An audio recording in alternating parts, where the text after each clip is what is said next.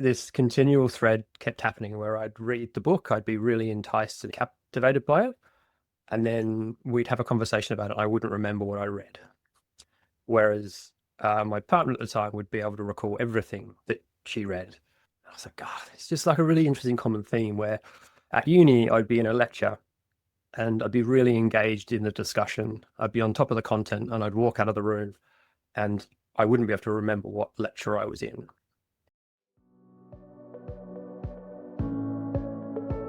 Welcome to the Focus and Chill podcast, where we discuss unconventional productivity tactics designed for neurospicy people. I interview neurodivergent guests who've figured out secrets for getting a ton of amazing work done without burning out. I'm your host, Jeremy Nagel. I'm an ADHD software developer turned startup founder and PhD candidate. I built FocusBear to help with my own productivity and burnout challenges. Welcome to episode number 127 of the Focus and Chill podcast. I'm thrilled to be joined by Sam Perkins today. Sam is the CEO of Cellular Agriculture Australia and a proudly neurodivergent leader with 15 years experience across academia, humanitarian work, and the private sector. Guided by Buddhist ethics and a human-centered approach, he focuses on innovation, strategy, and systemic change. Sam holds a PhD in aeronautical engineering and was an award-winning lecturer. He's now shaping the future of food through policy, biomanufacturing, and sustainable technologies that support people, animals, and the planet. Welcome to the show, Sam. Thanks, Jeremy. Great to be here. Yeah, I'm really excited to talk about both cellular agriculture and also your neurodivergence. So let's start with the second part.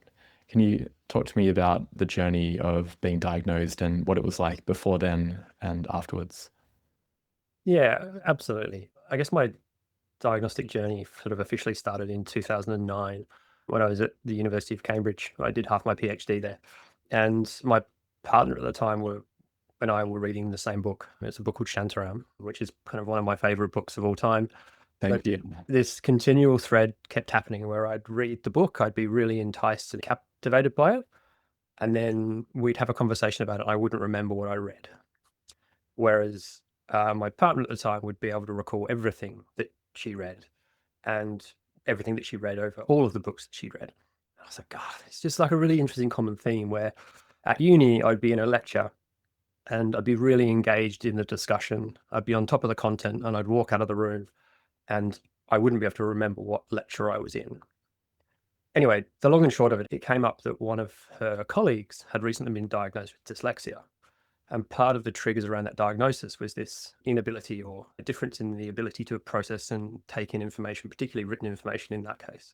Mm. I was like, oh, that's really interesting. So a few steps later, I engaged with the Cambridge Disability Centre, and that triggered a process which landed a diagnosis of dyslexia.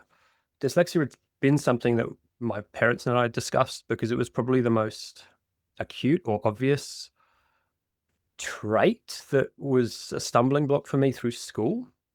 And I think a lot of our focus kind of tended to be on this idea of me being dyslexic without needing or feeling the need to get a diagnosis. And so when the diagnosis flowed out, there wasn't really much to say or to do about it. It was more of that's kind of validated something we knew in the back of our minds for a while. And then fast forward, wow, what is it, like 12 years later or 10 years later, maybe, I was reading a book by Chloe Hayden, Different Not Less. And through that book, Chloe articulated a series of traits linked to her kind of late diagnosis of ADHD. And it was, I think, like many people's experience, it was like the first time someone had read my own experience back to me. I was like, oh shit, wow, I can relate to a lot of that. And I kind of just went down the rabbit hole and started doing a lot of reading, doing a lot of research, and I guess some more concentrated self-reflection around what I was reading and what I had experienced, I guess, for my whole life. And then I think in whatever it was, 2023, initiated kind of a formal process. And the real, I guess, catalyst for the process was focused on meds, actually. I didn't really feel like I needed a diagnosis or felt like I needed a label, for want of a better word, but I anticipated that it would be nice to have some potential benefit or some support. And so diagnosed in October of 2023 with ADHD and subsequently started engaging with a psychologist for the first time, primarily to try and help me further unpack different parts of my brain that I hadn't been able to access myself. And that then led to a diagnosis around autism in 2024. And I guess maybe coming back to what did that mean, or what did that mean for me? The bits that really jumped out was it was a fantastic process of helping me to continually self-reflect. I've done a lot of that in the past. The word that jumps out is validating, though.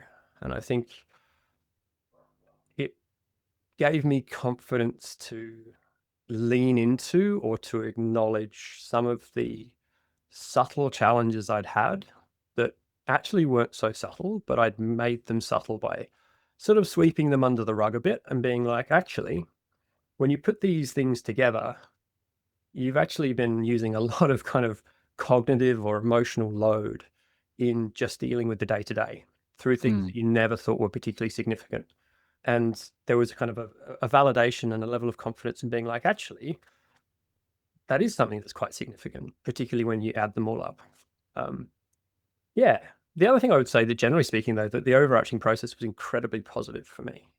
And I've engaged with a number of people who've, there's, I think, often quite some sense of regret and having wished they'd done it earlier, or which I never have had. It's been more of a fascinating trigger for further discovery and something that's been really validating of an experience that I've obviously lived. I'm really glad you had that type of experience with it, that it was validating and it did help you to understand some of the things from the past. And it's funny, I've never heard someone describe that situation with books and lectures and things like that, of not being able to recall them immediately afterwards, because I'm very much the same. And I wonder if that is maybe the working memory part of ADHD challenges. Because I can definitely remember aspects of it, but I can't necessarily link it to a particular time. Though if it's grounded in a location, like when I listen to audiobooks while I'm riding my bike, often I'll have a memory as I'm riding my bike past a location of, oh yeah, and the audiobook was up to this point. But if I don't have that type of anchor, I don't seem to be able to have a memory to it. Do you ever find things like that? Interesting.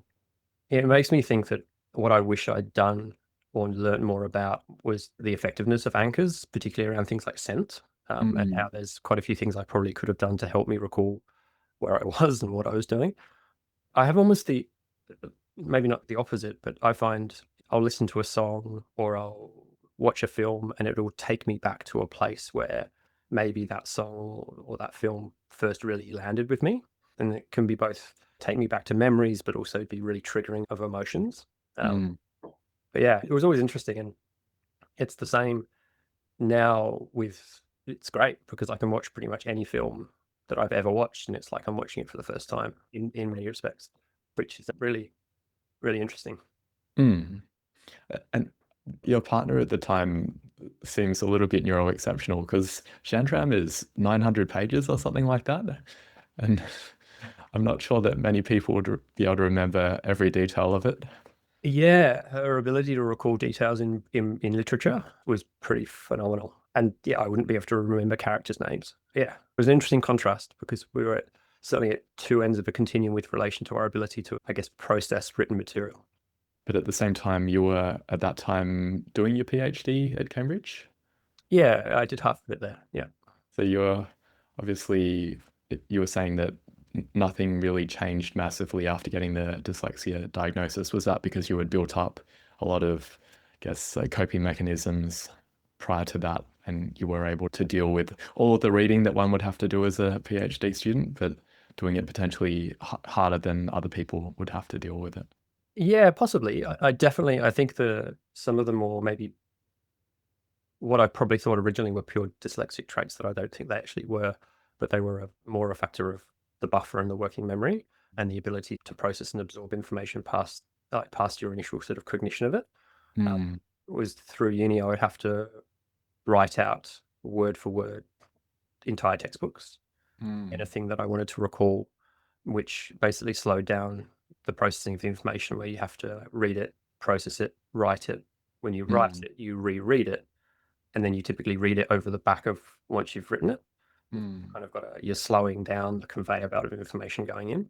And I had to do that with basically any article I read. Yeah. So that was you could say that was a challenge that I felt that the coping mechanisms that I put in place were effective as long as I had time. The where it became more of an impediment was when you had a time box around an exam or something like that. But I think that was also complemented by the freedom within the PhD, and the subject matter and some of the complexities really suited my brain. So it felt like a fair compromise.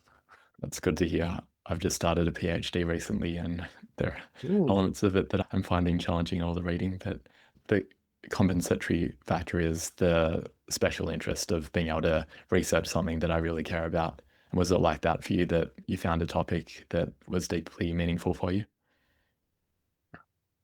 Oh, that's an interesting question. Deeply meaningful.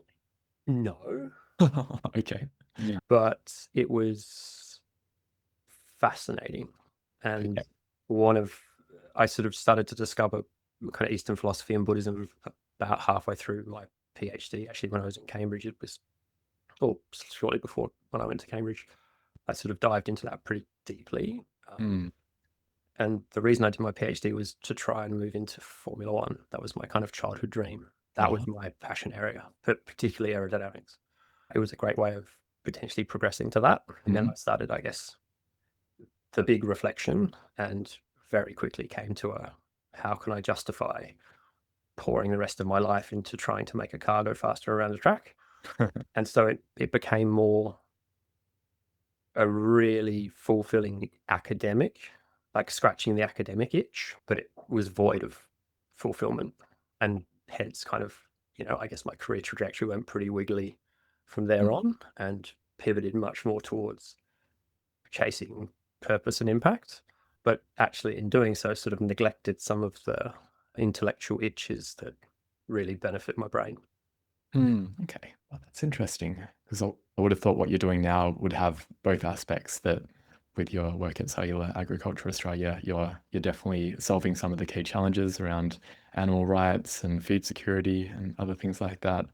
And I would have thought there would be intellectual aspects of that as well. But can you talk more about that?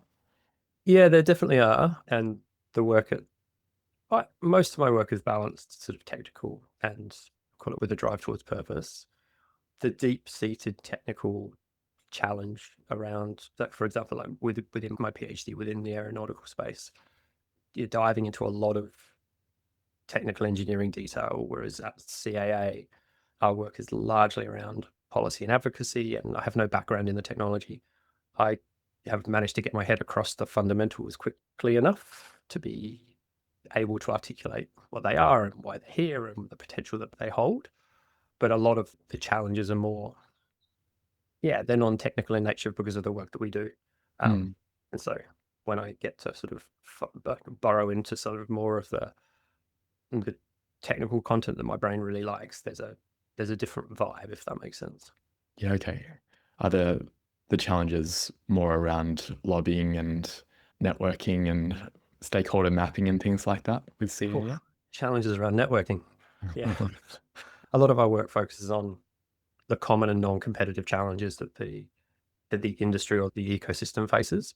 And so they're around, advocating for government to support more open access R&D, access to infrastructure to support companies transition to scale, work in the food safety regulatory space, whilst also, supporting consumer acceptance research to improve our understanding of the way new technologies will be viewed and perceived.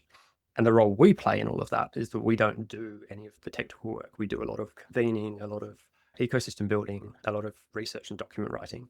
And I guess, networking is part of that, facilitating stakeholders. Yeah, which is potentially hard for an autistic person to deal with, all of the human aspects of that and the irrationality in there.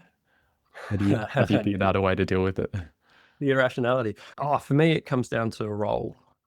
If I have a clear role, so if I'm a facilitator, if I'm giving a presentation, I'm very comfortable. Mm. Unstructured networking, that's pretty close to my nightmare. Yep, same here. We had Professor Claudia Vickers on the podcast, episode Amazing. 18, something like that. You probably have met her before. Hmm. It's great to hear more people working in the space. Do you want Yeah, absolutely. to tell the audience more about what CAA does and any of the other work projects that you're concentrating on at the moment? Yeah, sure. So Cellular Agriculture Australia is a not-for-profit organisation. We've focused on essentially grow the technologies that look to grow and ferment cells to create a wide range of food products, ingredients, and other agricultural products that can be integrated across the food system. The crux behind it is to create a more resilient supply chain of food and ingredients into our food system, and to try and do so in a way that has a less of a climate impact, is better for people, is better for the planet, is better for animals. And a lot of the work around whether that's actually going to be the case is really to be tested. It's the use of a lot of new and emerging involves the use of a lot of new and emerging technologies around cell cultivation or precision fermentation.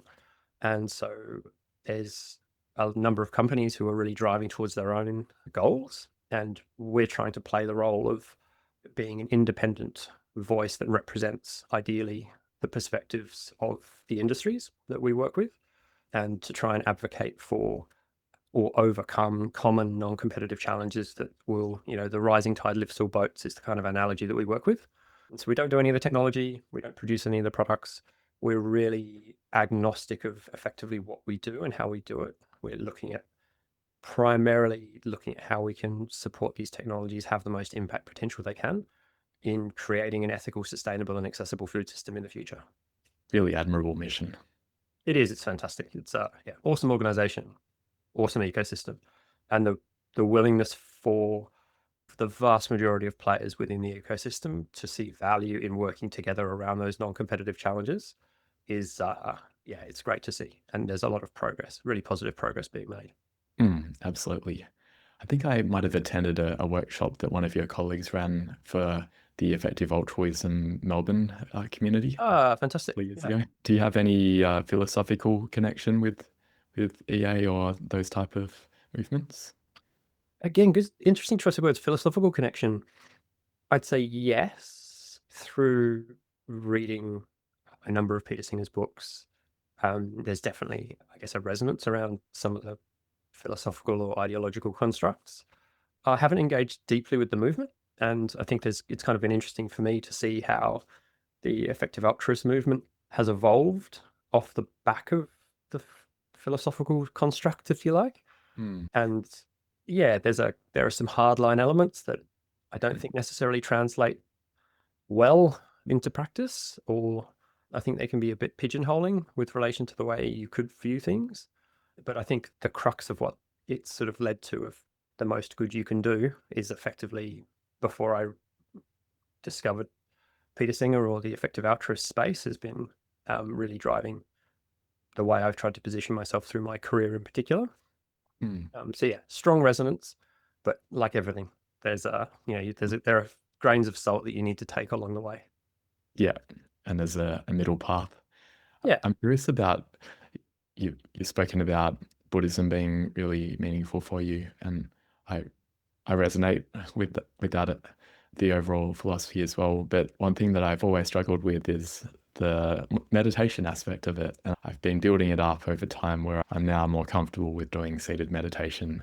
But how is it for you? Have you done long, like 10-day silent retreats and things like that? And how did that sit with the ADHD part of your brain? I haven't. I would love to. I think the extremes of something like a 10-day Vipassana retreat would be really well suited. My brain tends to work pretty well in extremes. So I think the forced kind of extreme isolation would actually be something that my brain would probably feed off rather than push back on. Yeah, meditation it's lively. How have I found it? I think I can't remember where I read it, but something I think really helped me with meditation, which was someone articulated meditation as working on your mind. It's a method of working on your mind, and that meditation doesn't mean sitting still in an uncomfortable posture for a long period of time, which I think has also been seen in the way practitioners have operated through walking meditation as opposed to sitting meditation. And actually, there are benefits to sitting and having certain postures, no doubt. But at the crux of it, you're trying to work on your mind. And I think when I reframed it like that, there are a lot of different ways you can do that. And meditation and mindfulness meditation or meditation with a focus on compassion, they're all great tools. But I think you've got to pick the tool to suit the purpose you're trying to achieve. I really noticed, though, well, two things that changed my view of meditation. One, medication, like stimulants. I can meditate far better in a traditional calming sense when I'm on meds and on psychedelics. Both of those are like really fundamentally transform and move me towards what I anticipate the stereotypical view of what meditative practice can lead to. Yeah. Yeah, I've found the same, I guess, in terms of an inclination more towards moving meditation. I find walking or running is a really powerful way for me to get into a calm headspace. And then after I do that, it's easier for me to sit down. And I haven't really intentionally noticed a difference between when I'm on meds versus not on meds. And I haven't tried psychedelics, but now you're making me curious. Happy to make you curious. There's a lot to be explored there. Mhm. Yeah, it was interesting. And I think I remember sitting in a park not long after I started on Ritalin, and I'm now taking Dexies. But I remember sitting down in the sun in a park after I'd been to the gym and just sort of catching myself. And I didn't sit down to do a formal sit in any way, but I just caught myself being like, wow, that's what it's like. I haven't really thought about anything. I've just been here. And that was, I guess, again, just like a window into what it can be like to have a sense of calm and a sense of calm in the head. And I haven't done as much formal sit or like meditative practice. I've found engaging with centers, one, difficult to find a center that I felt like I resonated with, but when I have done, maybe the accountability that sits within attending a center or participating at a particular time and sitting with a particular group really helped keep me into a habit of practice, if that makes sense. Whereas without that, I find I tend to waver pretty quickly. Yeah. I used to go to the Newtown Buddhist Center. Right. I liked the vibe there. But the one that I was trying to go to was a 1 hour sit at 7 a.m. in the morning. And I think I managed it a few times, but it was a little bit logistically challenging. Yeah. But there's lots of different options. Apart from Buddhist practices, what things do you enjoy getting up to when you're not working?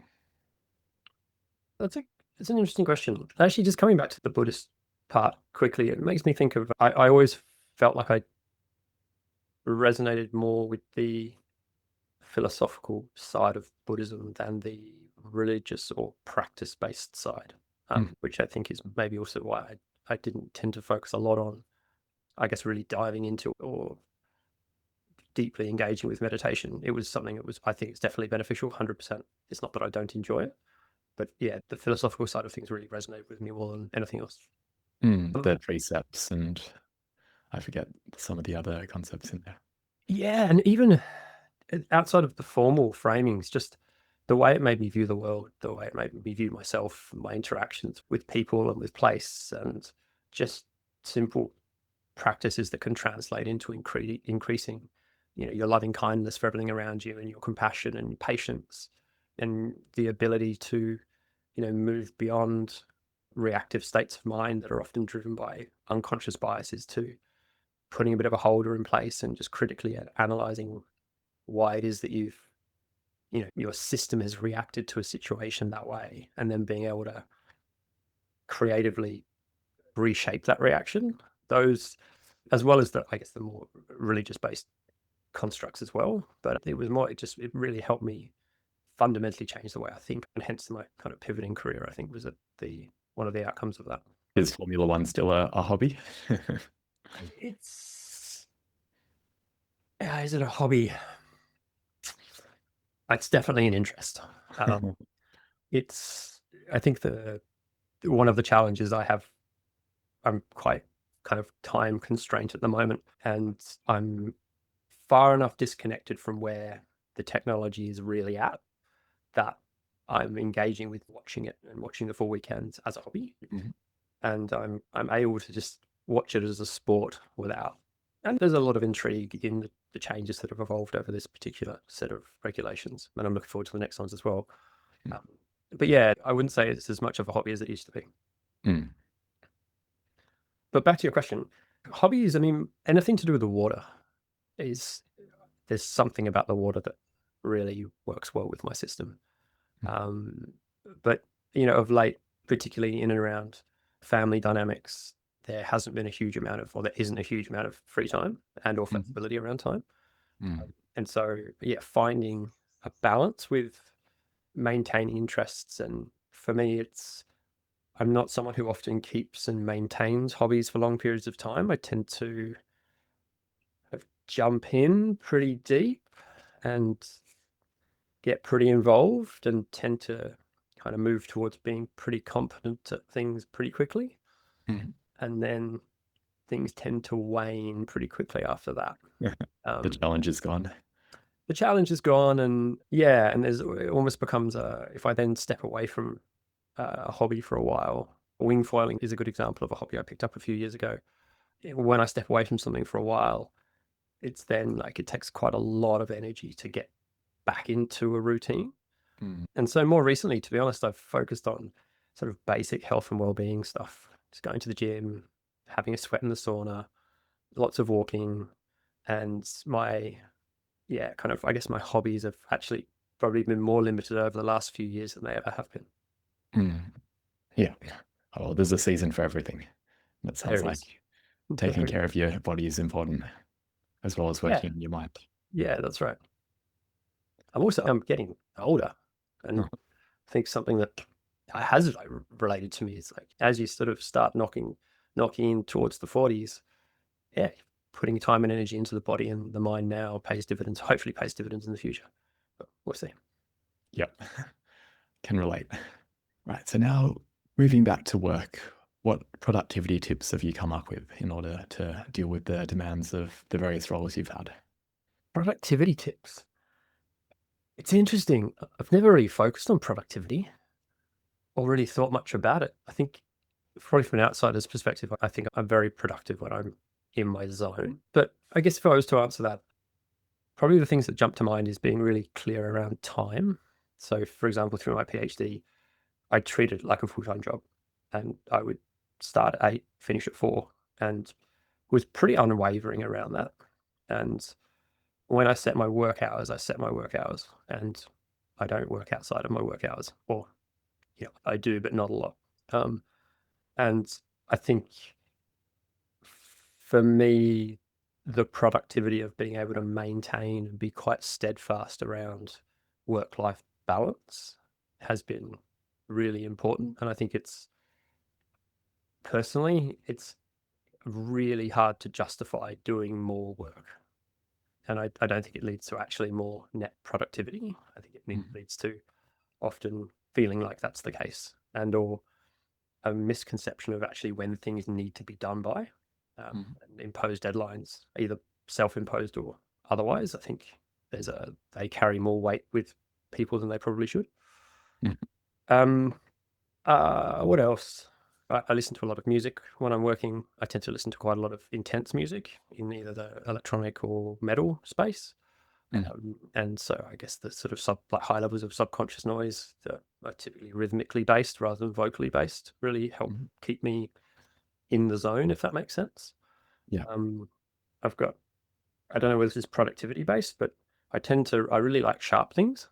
So having sharp things on my desk, and I mean, it's just fidget toys, right?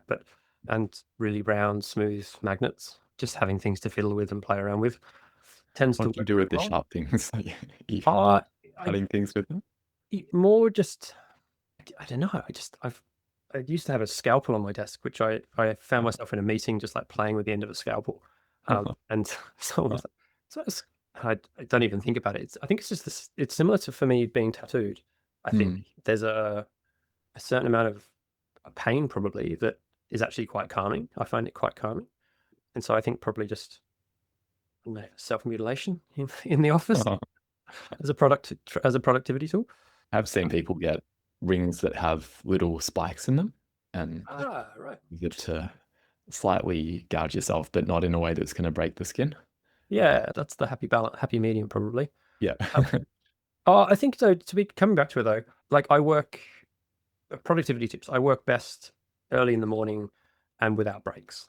So for me, the sort of 7 till 1 or 2 as just a flat out window is where I'm the most productive. And I find it difficult to take breaks. I don't really like taking breaks. I find when I do, I don't relax in the breaks. I just feel like I could be doing something else. And I'd prefer to have a bigger block of time at the end of the day. But when I hit that point, I drop off a cliff and sort of become quite, probably to be fair, pretty dysfunctional once I've given that burst. And so, like currently, my work days are structured around 8:30 till 1:30, and then after that, my afternoons are pretty much clear, which then allows me to go to the gym and maintain a balance through outside of work activities. Yeah. How about yourself? What jumps out? What's the top of the pops for you? Yeah, it's interesting because I can relate to what you're saying with working for extended periods. I also relate to what you said at the very start of this, that you have a day where you didn't have back-to-back meetings, because that's the problem for me at the moment, that I've got a lot of meetings and I find it hard to get that uninterrupted block, but I love it when I get it.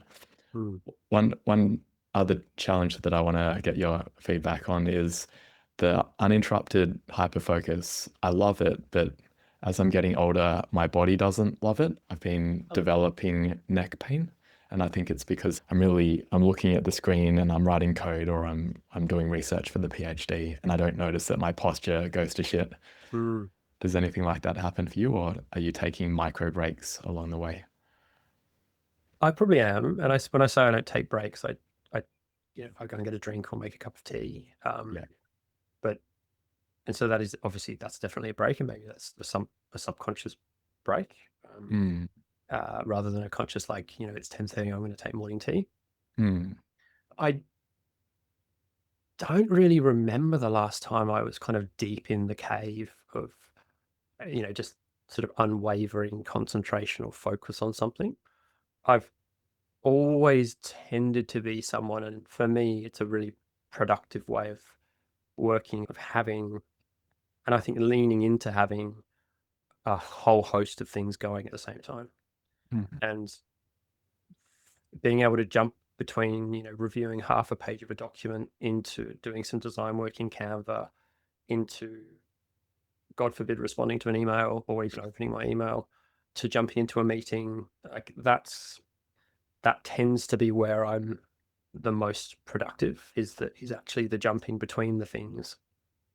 The one thing that I would add though is I don't know whether it's changed my productivity, but I think it's changed my productivity within organizations and teams, is post-diagnosis being far more overt and upfront around where my strengths lie, how and when to engage with me on pieces of work, and where my weaknesses are. And so if you don't hear from me, please give me a nudge. And I've been, and there's a whole raft of those examples where I've kind of always found it fascinating. Some of the objectively easy tasks are very, very difficult for me, and some of the objectively difficult things are really easy for me because of the way my brain works. And I've been really lucky, particularly at CAA, where I get lots of nudges and I get lots of reminders, and I get really supportive, reminders and prompts around things that are probably obvious, but they're not to me, and or calling out for help around writing an email, because that's actually quite an anxiety invoking task for me. Is like writing emails is really challenging.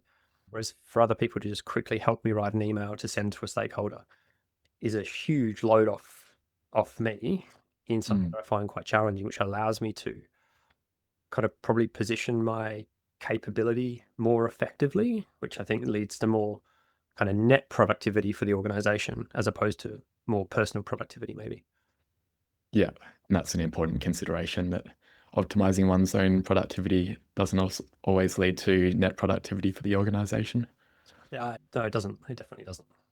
With the doing the Canva and the reviewing the document and the other things, I guess the conventional productivity literature would say that multitasking is never beneficial, and we're not actually able to go deep on something, that we're switching between the tasks if we do it like that. But do you think that's based on a neurotypical lens? And do you think that ADHD is are more capable of being able to juggle multiple balls at the same time? So yes, my assumption would be that comes from a neurotypical framework.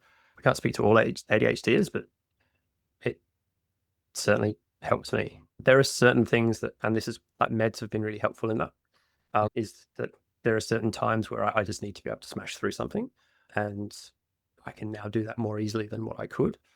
But I also think it's a bit of a symptom of the work that I do now and the work that I have done. I've tended to spread myself across quite a wide range of streams of work that need me to be across a whole heap of things at the same time. I don't think I'd be more productive if I did them sequentially. I'd also, at least based on my history, I'd like whoever wrote those books, I'd love a challenge around personal productivity in an office space, regardless of which mechanism they want to use. All right, Cal Newport, Sam's challenging you. Emails. I know that's not your favorite topic, but I wanted to ask you about it because I don't love emails either. I'm curious about, you talked about the difficulty in crafting the right email, and I can empathize with that. But how about just dealing with in your inbox and all the things that might be in there? Yeah, I think the last time I checked, there was something like 72,000 unread emails in my inbox. I think this actually stems back to the starting point of probably one of the key challenges I discussed around absorbing written information. So I find emailing challenging. I find having to take the time to read through a list of things that most of which aren't particularly interesting, most of which aren't particularly relevant, a lot of which don't need a lot of thought from me. It's just I need to absorb this thing that is being shared with me, or I just, whereas tools like Slack are far more effective for me. Recognizing that, and I think this is where like recognizing and trying to pinpoint why we use email and why we use other tools really, really helps. I also think and again, I very rarely read an email from top to bottom. And so unless there's a really clear signpost about like where I need to read and what I might need to do from within this email, if the first bit doesn't catch me, you may as well not have sent it. And that's not on the sender, right? That's on me. But I find it really difficult to overcome that. I don't see the subject line that jumps out to me if I don't know the sender, and then which are the sort of two critical triggers to me opening an email. If it's not sent to me, if I'm in CC, my brain just goes, well, it's for your information. You don't need to read and respond to it. It's an FYI. But then if I get in there, unless I get a clear signpost as to being like, you need to do this, or this is important information, if it's a big block of email, it just it probably doesn't even go in. I don't know where it goes. Yeah, really challenging. That's probably a healthy approach to it, because it's easy to spend half a day just going through everything that gets sent, and a lot of it isn't relevant. So making those decisions up front is probably wise. And I imagine you tell people as well. You told me, don't send emails. Yeah, I'm getting much better at that. And I think with CAA, and I'm on the primary school association of our local primary school, again, I think being upfront, and we use a lot of WhatsApp as opposed to a lot of emailers. First barbecue we ran this year, I think in a week there was something like 79 emails in a particular thread to organize a barbecue, which was, I mean, challenging for a lot of people, but that just kind of moves into the ether of impossible to stay on top of for me. And I think when I have been quite open about that, and one, I haven't always been the only one who suffers from challenges around email, but people have been really receptive to adjusting and using different communication threads for particular purposes. Yeah, I think that's a good way to go. Definitely, yeah. I do like with Slack being able to have different channels, and it helps me to, as you said, mentally signpost what is the purpose of this communication here. Yeah, that's right. And the other thing, and this maybe sounds a bit, I don't think, I remember someone saying it to me that, and I've probably unconsciously followed it, but if it's important, someone will get back to you. Yeah. If it's really important, someone will send another email if you miss it. And that's usually the case, although I've also observed people in teams, or in my teams, who get quite frustrated or take it quite personally that someone doesn't respond to an email. And so I can see that my actions in that regard aren't particularly positive if your framework is opening and responding to an email is a really important gesture. And so I think there's, some expectation management I'm definitely not good at around that. But yeah, I set up an autoresponder for my day job where the auto response is, "Hi colleague, I don't check my emails very often. If it's important, please send me a Slack message." Oh, well played. And that tended to go quite well. No one ever complained about it. Yeah, that's great. I've never thought about doing that. I did start looking into some tools more recently that I think can help with email and scheduling. I think like Superhuman or some other AI-based tools. But yeah, I didn't get very far with it. But I think it's definitely an area that I think I've found a happy balance with now, but certainly historically was much more of a challenge. Cool.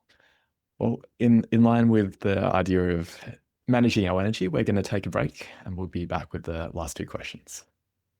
The Focus and Chill podcast is brought to you by Focus Bear, a focus enhancement app for ADHDers. Staying on top of tasks is easier than ever with Focus Bear's new To-Dos feature. Record a voice note describing what you need to do, and Focus Bear's AI will turn it into a structured set of subtasks and automatically prioritize it for you. You can also take a photo of the paper to-do list, and the AI will work its magic. I'd love for you to try it. You can jump onto focusbear.io or just Google Focus Bear and try it out. Let me know what you think. Okay, we're back from our break and keen to hear about your mornings. You said you like to start work early because that's when your brain is sharpest. Do you have a warm-up routine for gearing up for the day? I do now. I'm not sure if I call it a warm-up routine, but we've got a pretty fixed structure in place with the family. So there's, I guess, a fairly structured process of up, breakfasts, showers, dog walk, and then once all of the dust is settled and everybody's in their places, then it just start work. But I think that's kind of an imposed structure that's probably not my natural leaning. I would tend to really not warm up. I tend to kind of cold start as much as I possibly can. So it'd be just like up. I very rarely eat breakfast. In fact, I don't normally eat much through the day until the evening meal. And I kind of have that where I forget to eat and drink, and I'll think I'll need to eat and drink and walk around the kitchen without taking any food. That's hilarious for anyone else watching. Yeah, so my default is to get up and just crack on as quickly as possible. Like up, shower, out the door. I've always struggled with, I guess, forming more like broader morning routines around exercise. I find it difficult to exercise in the morning. So there is probably a routine, but it's pretty compressed, and I tend to want to get into the day or what I'm doing as quickly as I can. Yeah, makes sense. And how about at the other end of the day? You've got the gym and other things in the afternoon. What happens after that? I've probably thought more about, I mean, I guess it's a similar mealtime based structure into kids' baths and beds, which is, pretty formulaic and pretty routine. Where I guess I've started to try and impose more structure on myself is in dealing with insomnia and trying to get myself ready for bed and sleep. And something I found really really important actually is I notice the difference on my sleep in particular when I exercise and when I don't. But I think when I extend my evening shutdown, it makes a big difference. And so going to bed like early, sort of like, 7:30, 8 o'clock, I've discovered Shakti mats. So like acupressure mats have been the closest thing to getting tattooed without being tattooed. And the sort of sensory experience that delivers and the calming effect that has linked to then reading a book in particular, and then really kind of extending that evening shutdown has a noticeable impact on my sleep. But yeah, there's outside of that, there's nothing in particular that really jumps out from a routine standpoint. I'll have to look into Shakti mats. Oh, game changer. Got one under my feet at the moment. It's just wonderful. Do you lie on it before you get into bed, or do you literally put it into the bed? Yeah, that'd be nice. I have fallen asleep on it once, but no, I lied on top of the bed, and then you lie on it, and there's a little pillow for the neck as well. Oh, okay. And yeah, it's in that vein of discomfort where you can't not notice it for most of the time, but you don't need to stop it. So it's it's actually a really good mindfulness meditation tool, because you can really easily just focus on the sensation or the pain and how that changes through your body, which then has a kind of an effect of calming out a lot of other thoughts, as well as it feels fantastic physically because it's a really good catalyst for blood flow into where the spikes are. So you kind of, when you get off it, you feel all kind of warm and melty. It's really nice. I'm going to explore this. Thanks for sharing that. Yeah, no stress. If people would like to connect with you, I imagine you don't want them to email you. What would the best way be? They can if they want. If they've listened to this, they're probably going to understand the response. To make a really good subject line. Yeah, that's right. That's right. If you want to connect, LinkedIn's probably the best protocol. Yeah, I'm more than happy to share my LinkedIn and my socials connections for whatever they are. And yeah, and then post that. If we want to have a chat, then it's like we did, WhatsApp, messages, phone. Less so phone. I don't like speaking on the phone.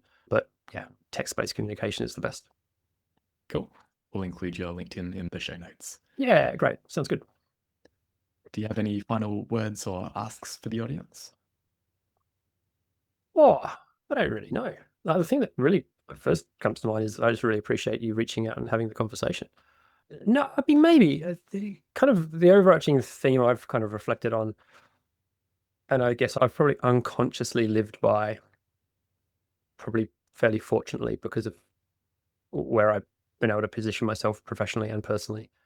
But I don't think it can be understated to take the time to understand where areas of strength are, where areas of challenge are, and be confident in, well, one, trying to express that to others, but also if you're in situations that don't suit that, find other spaces, because I think there are other spaces. And I think the taking the time to be confident in what is good, bad, or indifferent for you in the workplace or elsewhere. I don't think a lot of people in general spend enough time around sort of self-awareness. I actually think that probably the neurodiversity community is heightened in that space and is probably much more attuned and familiar with, what good, bad, or indifferent looks like. But yeah, I feel like there are supportive environments to be achieved when there's enough confidence or comfort in expressing what those good, bad, and indifference are. And I'm conscious I'm speaking about that from a position of authority, hierarchy, and also as a white man with a pretty privileged educational background. But I think it translates to others as well. Yeah, I don't know. That's probably the top of mind. It's a really great perspective there, because it's very easy to just feel like we're in deficit and everything is hard, but it may be hard for a reason, and there might be other things that are easier. Yeah, and I mean, the other thing I've found really interesting, and I think this is probably, again, part of the gratitude for this conversation, is having more conversations with more people about these topics. And I think probably more so about the lived experiences, at least for me, rather than associations with labels, because I think most people can relate to lived experiences or the lived experiences that we might have had relatively easily. And I've certainly found that most people are really supportive and or are at least able to start to empathize with where I'm coming from. And yeah, and I think that's definitely easier to do when you're around neurodiverse folk, no doubt about it. But I think it's probably more possible than some people give it credit for with everybody. Yeah, not to say it's not easy. Not to say it's always easy, but yeah, maybe that's what I'll leave with. Wonderful. We'll wrap the show with that. Thanks for tuning in to this episode of the Focus and Chill podcast. To listen to other episodes, jump onto podcast.focusbear.io. If you'd like to be a guest on the show or you know someone who'd be a good fit, email us at team@focusbear.io. Otherwise, stay focused, stay chilled, and peace out.